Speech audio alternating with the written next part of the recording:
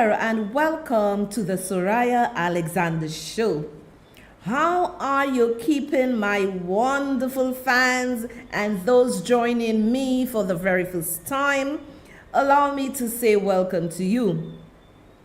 Hello to all my fans in Radio Land, listening on Liberty 92.3 FM. I bid you hello. And to all my wonderful fans on YouTube, I say hello to you and hope you are enjoying the show.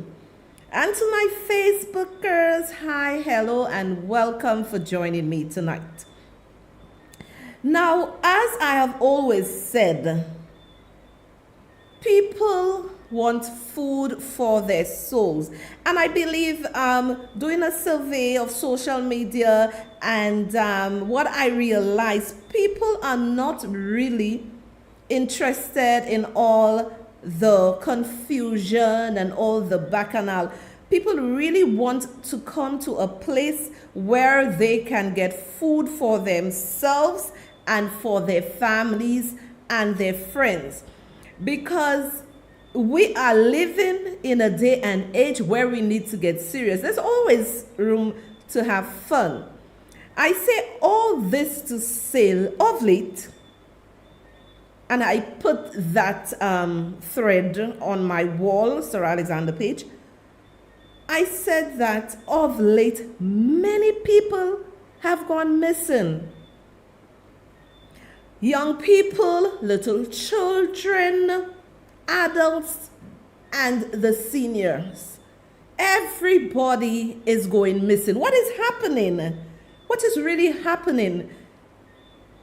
Is there an increase in neglect for the senior citizens, for the children, and for the not so young and the middle age, the young adults? What is going on? Speak to me, talk to me.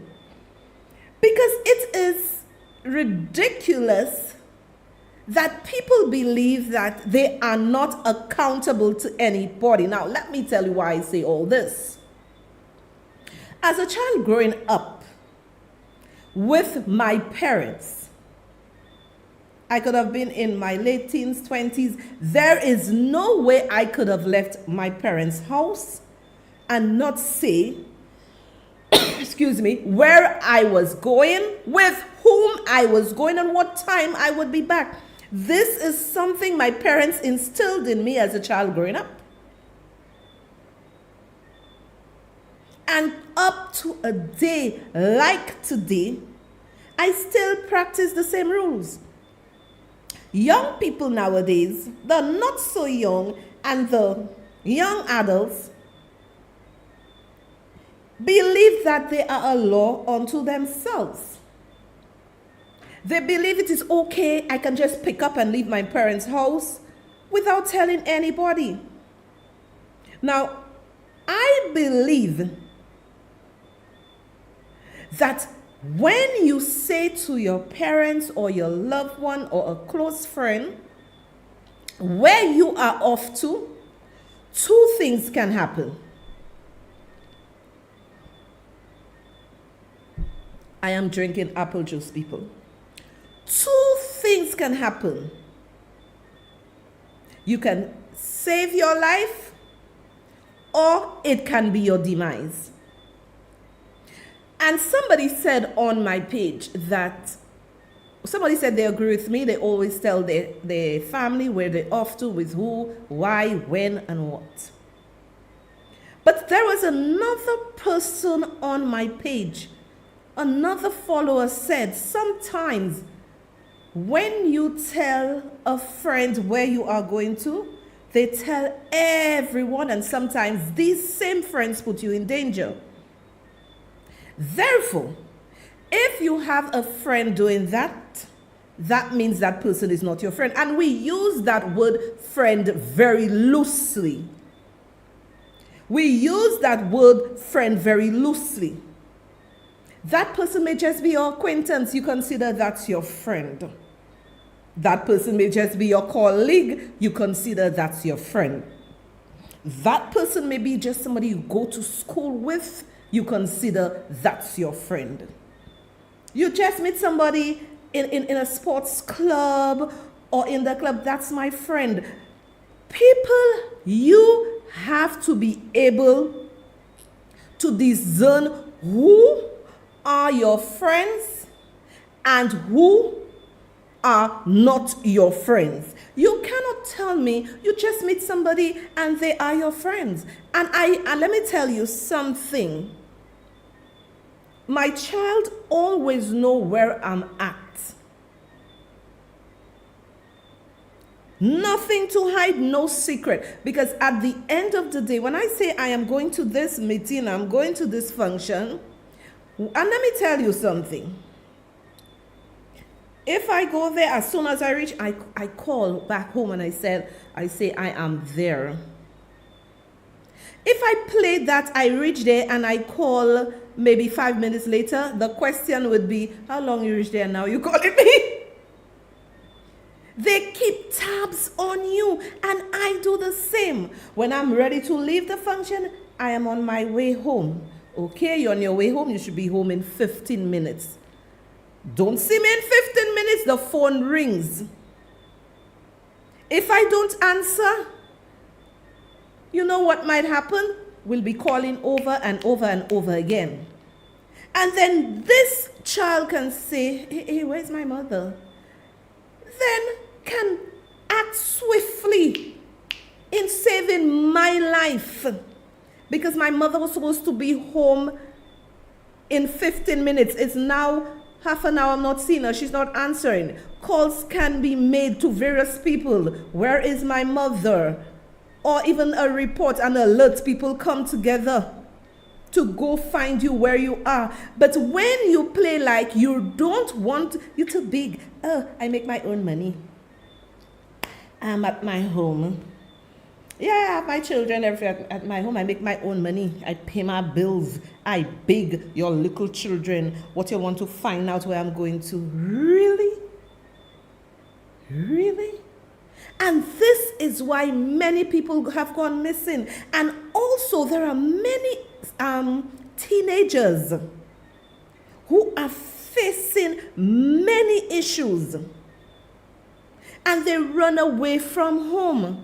This is a social issue. Because let me tell you something. Government can put all the different facilities or whatever they have in place to assist runaways.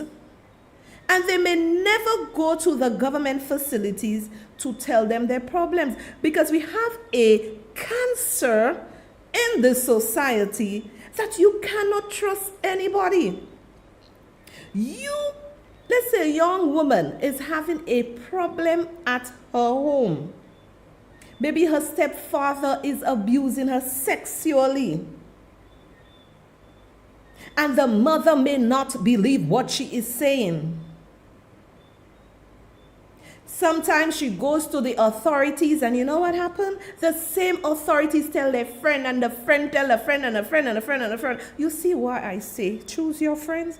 Do not call everybody your friends. Now the authority supposed to act professionally, but sometimes they don't. They go and tell that friend, then they tell that friend. So what this child end up doing, this child end up going and look for love in all the wrong places. May even join a gang, may find herself with an adult male. All because in the home, she did not feel comfortable to say to her mother, your boyfriend, who is my stepfather, is abusing me. And you know what some of you mothers do? You'll believe the boyfriends over the children because you are thinking of the monies he gave you. If he goes, how am I supposed to survive? And whereas this child is being damaged goods because of what is happening to her. So she end up running away. So many of the ills in society, while we want to blame government, it starts with us. People cannot trust us. People cannot trust us to say, I am going through this difficult time. I have my stepfather is abusing me. I have no one to talk to. We have to create an avenue, especially for young girls, to feel comfortable that I go to this place and I say what my problem is. Now, sometimes they go to the authority and they cannot go back to that same house. When you send them back to that same house, you know what happens? The same sexual abuse happens. So you find many young girls were leaving and going, and then we are quick to say, we are very, very, very, very, very quick to say, she go and meet her man. It may be true. She found a man where she feels this is not her stepfather abusing her, and go with her man. But I have a difficulty when the girls are found. What are the measures put in place to help those young girls? It's a recurring decimal that is continuing happening to those girls. What measures are put in place to help them? And this is where I believe the authorities, government should invest their monies. Because let me tell you, we can build all the fancy roads, all the fancy hospitals, all the fancy hotels, and our resources, our human resources, which is the people, are not being attended to. You know what is going to happen? We're going to have a failed society.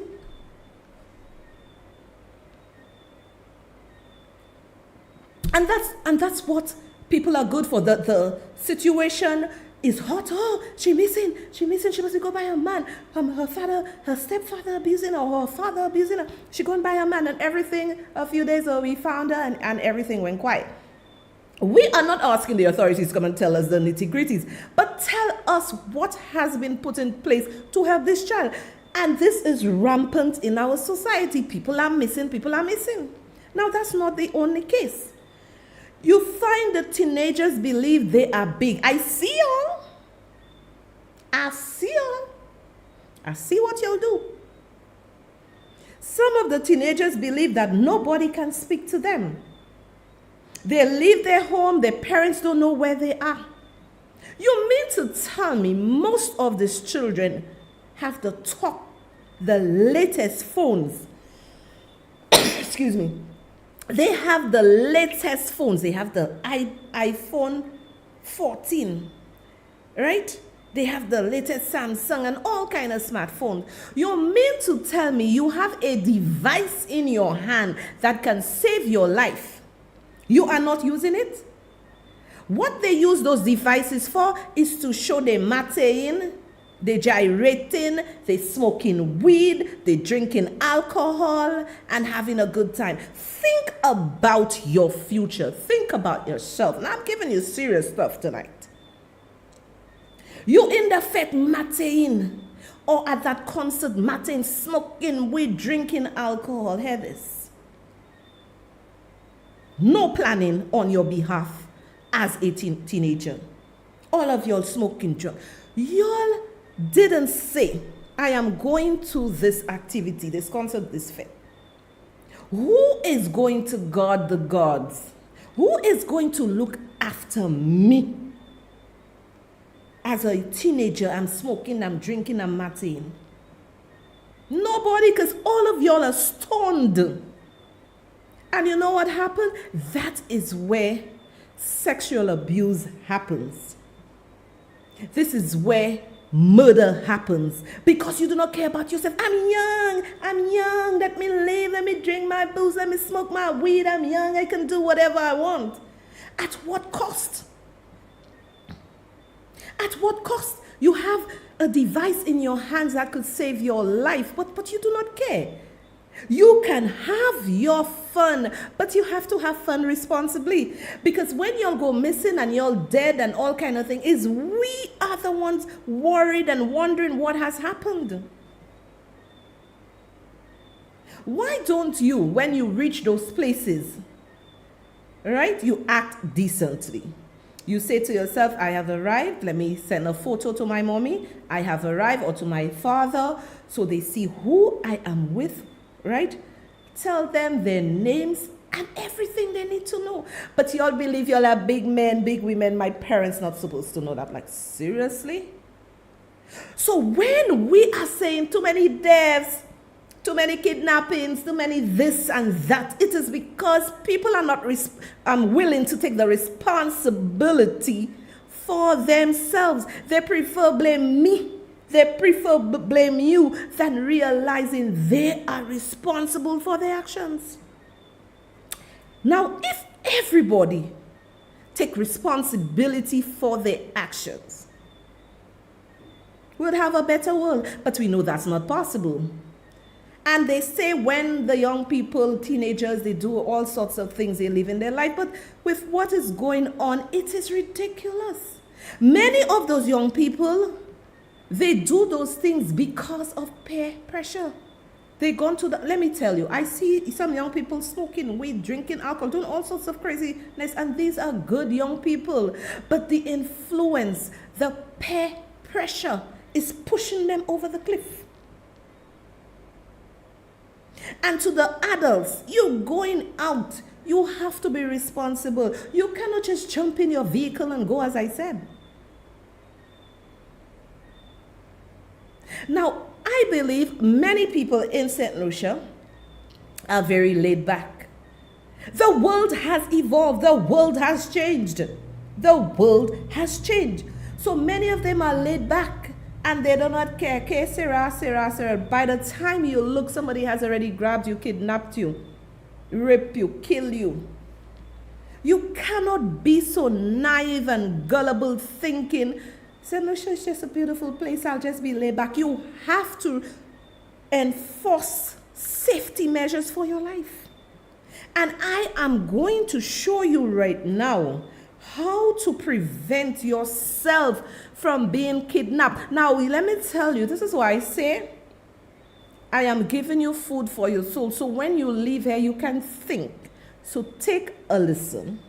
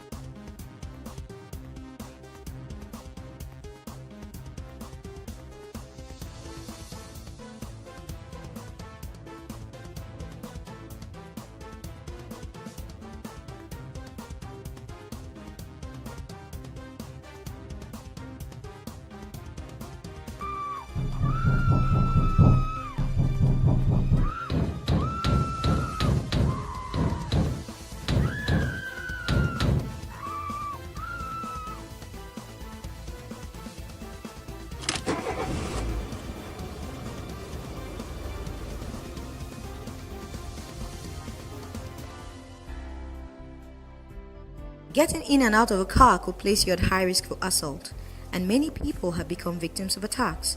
When leaving a store or a building, you need to look ahead to your car and make sure there isn't anything out of place that may put you at risk. If you see someone standing by your car, you need to be very vigilant. See the person as a potentially bad person, especially if he or she is a stranger. Is the person just loitering around because they're bored, or do they have an interest in you? As you walk to your car and you notice someone is watching you from their car, speed up, get into your car as soon as you can.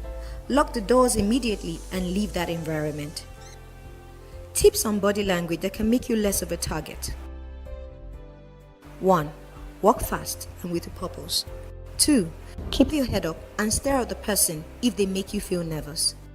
Remember to use your eyes to communicate. It says, "I see you." This sends a subconscious signal that you're a fighter, and this is not what the predator wants. It also shows you are aware and ready if they try anything. Lastly, you've looked at them enough to be able to identify the person if you need to. 3. Have your keys out, ready to unlock the door the minute you're about to leave the store or the building. 4. Keep your hands open and free of your purse or your bags.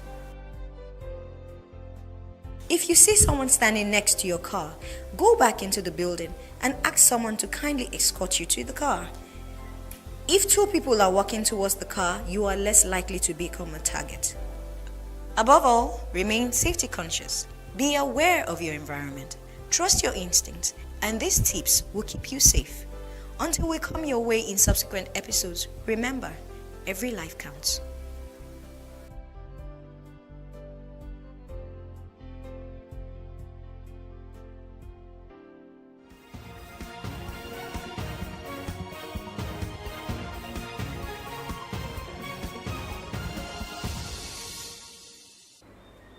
Now remember, every life counts. And your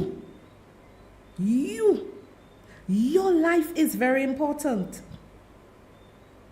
You must be aware of your surroundings. Just don't be walking and you do not care. And as I said previously, the phone can be your demise or it can save your soul. It can prevent you from dying. Because if you look at the young lady in the video, it's nothing new.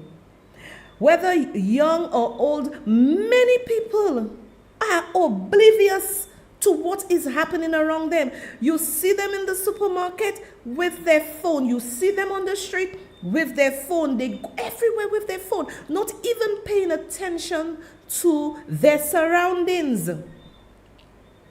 So I am saying that people expect law enforcement to be around them while they are on their phone so they will be safe. You are responsible for your safety. You have to do the critical things. The little things are very critical in order for you to save your life and protect yourself from danger. You have a phone. Oh, glee. Young and old doing it. Okay, so don't only blame the young. Young and old doing it. Glee. Texting. You walk into your car. You're not even realizing there's a man standing at the back of your vehicle waiting for you. Or people surrounded you waiting to abduct you. You have to be responsible. And you're not being paranoid, but you are taking charge of your environment. And look at her, she's on her phone, not even seeing that somebody is coming to abduct her. So what you have to do, and I always know that, put your phone away, get your car keys in your hand. Do not wait when you reach by your car to be fumbling in your bag looking for your keys. Or when you reach home, you fumbling in your car, in your bag to open your door. I am teaching you tonight ways to save your life. And I personally believe that devices are not being used in the right way.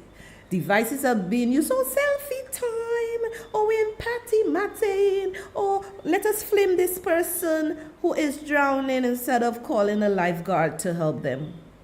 Or let us film this person dying instead of applying CPR and then call the ambulance. These are the things y'all need to do. Before somebody is dying on their last breath, videotape. Why don't you learn CPR? And I believe CPR should be taught in school because many people would have still been here. These are the critical things. No, but we're just caught up in the moment of excitement and not realizing what you do now could save somebody's life. Not realizing your action can save somebody's life. I have to say that technology is not being used in the right way by many people. We see a car accident, we videotape. Now, in a car accident, you just can't go and move people if you're not trained, if you don't know CPR, if you don't know this, you don't know that. But imagine somebody falling in the city of Castries or wherever you live. The person just fall. If you know CPR, you would know what to do. And many people believe you have to give CPR and mouth to mouth. No. I did a course at the Red Cross teaching you how to do CPR, how to handle a victim, an accident victim or somebody who just gets ill. But no, we prefer to be on our phone. Selfie, oh, I'm beautiful. Oh, selfie, or I'm with my friends having fun. Technology is there to save us and to make us happy. But are we using it the right way? No, we're not. And then we want to blame everybody. If there is a kidnapping, if there is a murder, we want to blame everybody but ourselves. You have to play your part. You cannot tell me you expect the police officer to come in your house and tell you, you didn't close your door. You didn't close your window. No, we have to take responsibility for what we can do. And we can see it on social media. There is a lot of peer pressure. And that is why you find some outstanding young people don't comment, don't do anything on social media, because there is so much pressure. And let me tell you something. There is a new crave that you cannot be different. You cannot think otherwise. You must be able to join the gang and go with the popular decision or the popular view. If your view is different, everybody gets mad. And they form a hate community around you. The reason why many things are not progressing, I'm going to use St. Lucia as an example, is because people are afraid to change their views when the facts change. So they prefer to remain with the popular side so that they are not bullied. They prefer to remain with the popular opinion so they are not bullied. And the young people do not like correction, because if you correct them, they will call you granny, they'll call you all this, they'll call you all that. I'm sure many of you remembered when they had the Skiddy Bang incident and this gun came on the stage, and all the young people were happy and having fun. And then I wrote about it on my wall. They cussed me out. Them put my Trinity accident. They cussed me out. Them young people cussed me out. But the good thing about it, I was bold enough not to go with the popular opinion. But I wouldn't say surprisingly, that post must have reached 500,000 people. You will not see it, but I would see my figures. Facebook will tell me. That post must have reached 500,000 people. And the engagement was so high, and the reactions was in favor of what I was saying. We talk about curbing gun violence in the country, yet the young people are angry with me for speaking against dancehall artists singing about gun violence coming into our country after our country was experiencing a spike in crime. They cursed me out. They said, oh, you should be the next one dying. So that's to show you, if society cannot rejuvenate their thinking, their thought process, their mind, what do you think is going to happen? We're going to have a lawless society. Young people do not even want to respect authorities when authorities say, hey, we cannot bring an artist down who is promoting gun violence and then there was a gun on stage. Now, peradventure, at this event that all the young people were having fun, suppose something happened and this gun went off and how many people were killed? What would you all say? Oh, what, my child died, my sister died, my brother died, my this died, Metabed come on stage. But all of you are singing gunman, po, po, po, po. You are responsible for your action, not the prime minister, not me, not your parents, you. Because many of you, your parents have trained you right, but you choose the bad path. And the music you listen can define you as a person. It may not do some people anything, but the majority of people will be affected, the young people. And it tells me the character of our young people. Our society is going down. Because the curse and the things they said was unbelievable. Now listen to the irony of all this. If something had happened to them, the same ones who were cursing me on my wall, telling me all sorts of things because I speak against gun violence and these songs and these lyrics, their family would be the ones who would want Sohria Alexander to speak against that first. But when I spoke about it, nothing happened, no incident. I am the worst. Your behavior reflects who you are. And if something happened to you, yes, we do not want crime. We do not want gun violence. We do not want that. But you are responsible for you and your actions. You are responsible. There is a lot of peer pressure when you hear young people saying, I don't want to do this, but my friends, be bold. Be strong enough to say, I do not care if I lose you as a friend, but I am going to do what is right. We have a serious alcoholic problem in St. Lucia. When I see the young people who consume volumes of alcohol, it's unbelievable.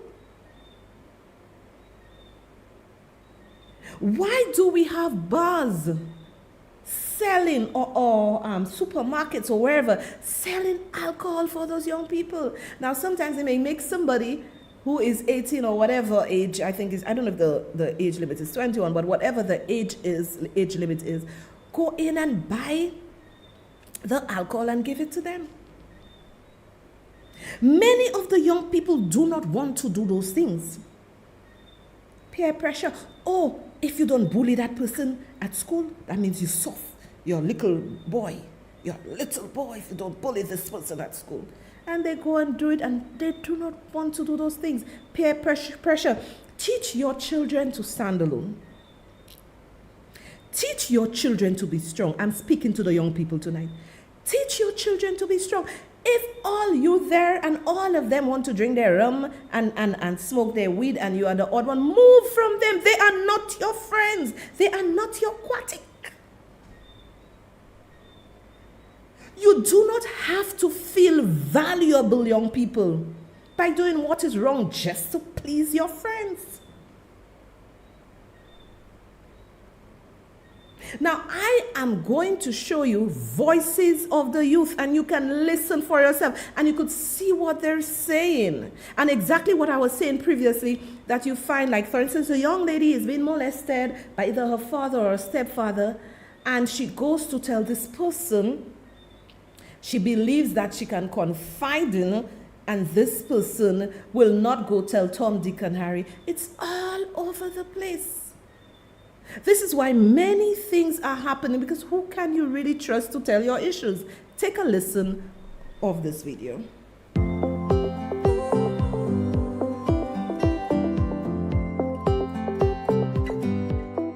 My biggest fear with telling my healthcare professionals about drugs is thinking that they're going to tell my parents or maybe even go to authorities. I'm not super clear on what their rules and regulations are.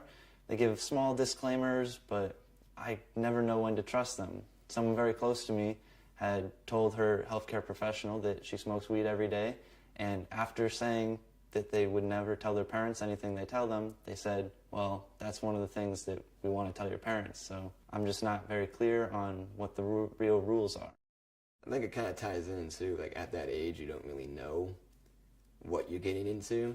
So it's good to do research on it, at least. It's good to, like, ask your peers. It's good to ask other people you know, hey, what was this feeling like for you? And what can I do to get where I want to be? And what happens if I go out of control? Like, where can I go to for help? For some young people in my life who have maybe coped through with something like violence or trauma through self-harm, a lot of times adults will respond with like kind of what's going on in your life, like here are some like mental health help resources and a lot of other things that the young person might need to get the support that they need, which is great. But when an adult finds out that a young person is using substances, they assume that it's only for experimentation. But I know for some of the young folks in my life that substance use can actually be signs that they're going through something really difficult. So maybe as a coping mechanism for like violence or trauma that they may be experiencing within their lives. I think that it's really important for providers to keep this in mind because a lot of times when they find out that young people are using substances, they assume it's just for harmless experimentation or that it's a part of a substance use problem that isn't tied to any sort of other issue. And so they give kind of resources or advice based on those things. One factor that draws a lot of young people to marijuana and alcohol is the thought that it will make you cool, the thought that you'll get more friends, you'll become popular. And at the beginning, that is true. You might start hanging out with a lot of new people, meeting new friends, but those relationships are fairly weak, and you might be weakening your other relationships that you've had for a long time. For example, I've seen this happen with myself. I've now stopped smoking weed, and personally, I've lost a lot of friends. Everyone wants to have the best night ever every night, and they think that weed or drinking can do that for them, and if I can't do that, then I'm just not useful. When I was in middle school, someone who was really important to me started using a lot of different drugs like weed and Xanax, and I think for me, like watching somebody who was so close to me, how that was sort of deteriorating his life and his interactions with me, that was really hard for me. And I think it's almost kind of like, it sort of scared me from getting involved in like any substances. And part of it was just seeing how whenever he was using, it made him really just like aggressive, and like he'd steal things, or we couldn't sit down and enjoy each other's company. And that was also really frustrating just to see sometimes like his other friends, how they'd be able to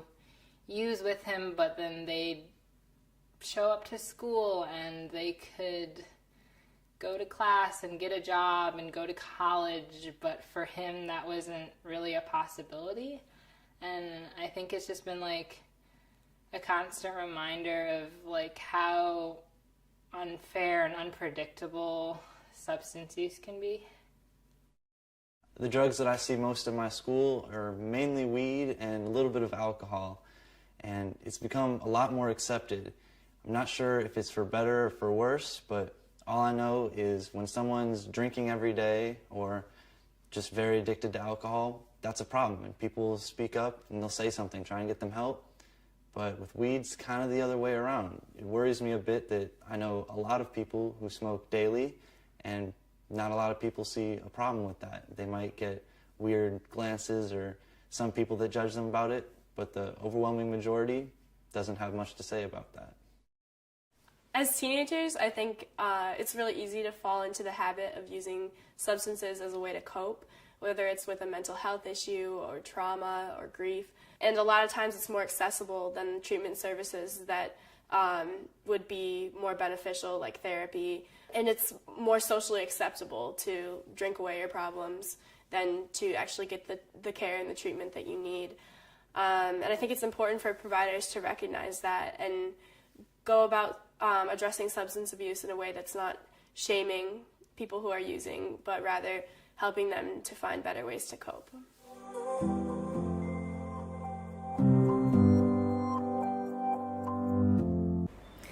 And you heard what the young lady said. that young people decide to use drugs, drink alcohol, because it is socially acceptable to drink rum than going and look for the help, because they fear going to look for the help because of our tongues. We are very, very, very judgmental in that if they realize that I'm drinking too much alcohol, I'm smoking too much weed, and they come to you for help. And you heard the young guy said that, for instance, he was using smoking weed all the time, and he went for help, but then he asked them not to say anything to his parents, and they did tell the parents. What do you think that is going to happen? It's going to throw him further off the bend. And confidentiality in St. Lucia is zero. I make no bones about it. Confidentiality is zero. This is why people don't want to say anything about what they see happen, a crime or whatever. They do not want to say anything. And it would have to take a changed society. You know, it is sad. It is extremely sad when you hear a young person say, it is socially acceptable to drink your sorrows away.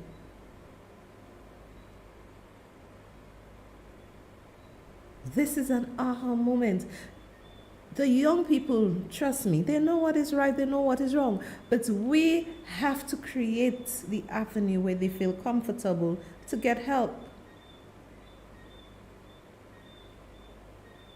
What are you doing to assist those young people? I am doing my part right here. Having this show, the Sohria Alexander Show, having this show so that you too can learn and that I can encourage the young people to do better because they're looking for acceptance. You heard what the young man said and the young lady said. They're looking for acceptance. The popular thing to do, smoke weed, drink rum. The popular thing to do, have girls here and there. Because if you don't have a girlfriend, if you don't drink rum, if you don't smoke weed, you're not in the crew. You're nothing. They call you Lapo.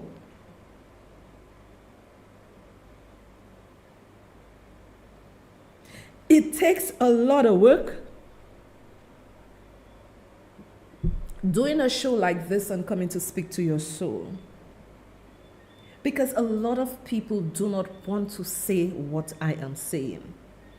But it will be said.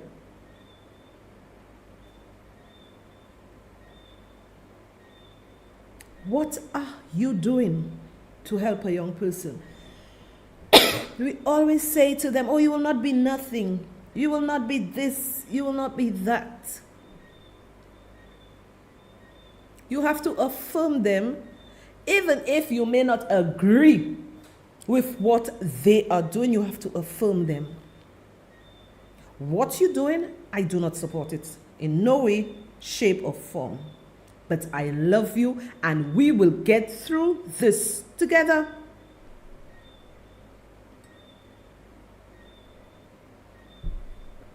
We will get through this together. Now, I want to thank my the people who support the show, Buy Me a Coffee. We want to say thank you for supporting the show and buying the coffees. The link is pinned at the bottom. Do not be afraid or ashamed to support the show. This is good food here we are giving you. We are different. Do not be afraid to support the show. And you know, the feedback of the show is so encouraging. People from the States, people from everywhere, so how can we support you? And if you want to advertise with us, feel free to drop us a line and we can negotiate stuff. And to all my silent sponsors, I say thank you. So it is good. You are sowing your money in good soil for us to come here and speak to you. We are different. And this is my brand. I am building my brand to be different, to speak on issues so that when you go to bed, you still have what Soso said, on your mind. Because it is very important. The last thing you hear and see before you go to bed. Because before you sleep, your day flash through your eyes or whatever, your head. And if you get positive stuff, you'll remember it and you'll smile. Because sometimes when I go to bed, I remember positive stuff while I'm, falling asleep. The smile would come on my face. Come on, let us come out from this déclassé vibe. Let's come out from this déclassé vibe and come to a place of enrichment, a place that will pull you up. Because I can tell you without a shadow of a doubt, this show tonight touched many souls. Not one, touch many souls. When you come to this show, you're going to get food for your soul. And a young person must be listening, sitting, or even maybe after, would listen to the show and said, this lady, Sohria Alexander, spoke to my soul. Because at the end of the day, many people don't like the hard facts. Yes, we love our children. Some parents love their children and just allow them to do what they want because they love them. That ain't love. That's witchcraft. I'm not saying some young people are not very miserable or whatever, but you have to affirm them and be firm. Affirm and be firm. Affirm and be firm.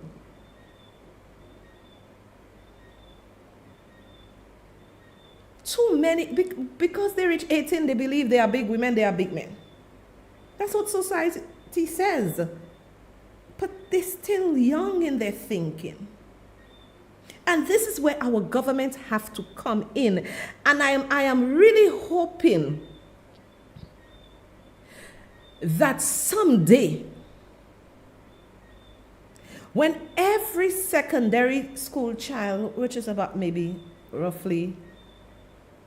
2,000 of them live in school, that we would have a bank, a data bank, saying what those children wants to do, and for the government to give them scholarships. Some of them may not want to do a degree, but put those young people in technical, vocational courses where they can have something. The only way we can have a better society is investing in our human resources.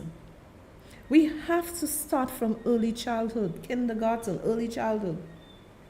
We have to start from the crib. Society is not going to get better, any better, if we don't tackle those issues. All other programs are nice to have and this to have. Imagine you are all beat up inside, angry, sad, and you put a nice dress on you. It's a facade that you are feeling, oh wow, I'm happy on the outside, but inside is damaged. Let us stop putting a bandage on a sore and deal with those young people. You think we are the future? No, we're not the future. The young people are. I'm not the future. I'm helping them with their future in coming here and speaking life into their life. And I find that many young people are very disrespectful today.